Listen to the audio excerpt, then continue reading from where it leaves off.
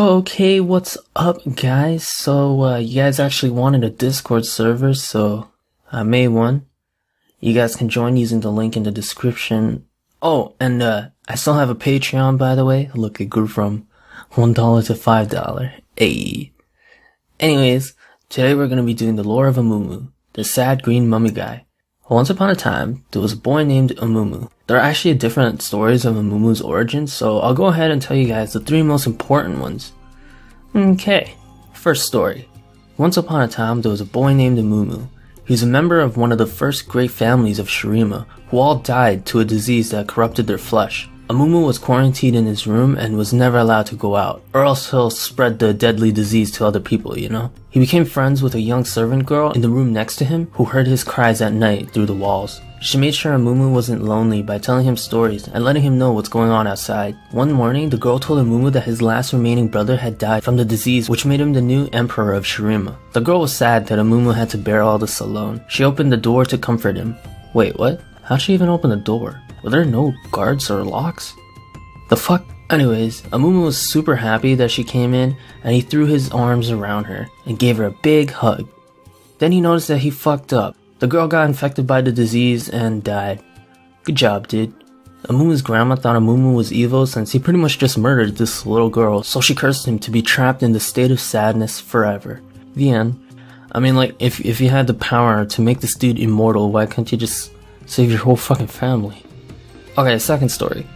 Once upon a time, there was a little yordle named Amumu. The other stories actually don't say if he's a yordle or not, just a little boy, so I'm assuming Amumu isn't even a confirmed yordle. So yeah, he was the first and last yordle emperor of Shirima. He believed in the goodness of the human heart.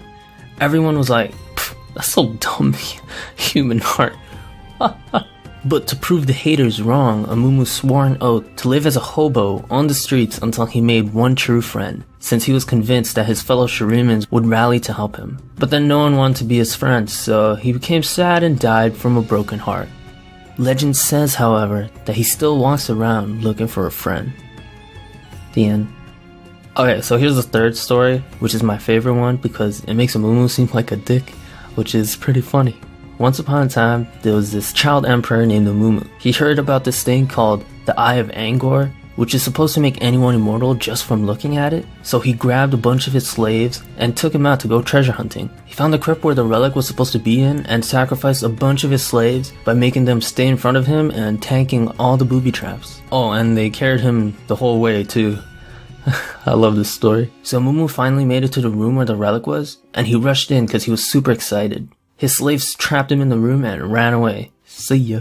So Amumu was trapped there. Oh, and he was immortal too because he found the relic. So he was trapped there forever. Sometimes he would scratch himself because he went crazy, so that's why he wore all the bandages. Eventually he got out because the tomb collapsed. He didn't know how much time passed, but he sought to undo the suffering he had caused in life. The end. So yeah, those are all three stories of Amumu. Which one was your favorite? The diseased Amumu, the hobo Amumu, or the dick Amumu? Let me know in the comments. Or you can let me know in the Discord server you can join using the link in the description. So yeah, anyways, Amumu is doomed to exist in a broken state of emptiness, eternally alone and friendless, fated to forever search for a companion.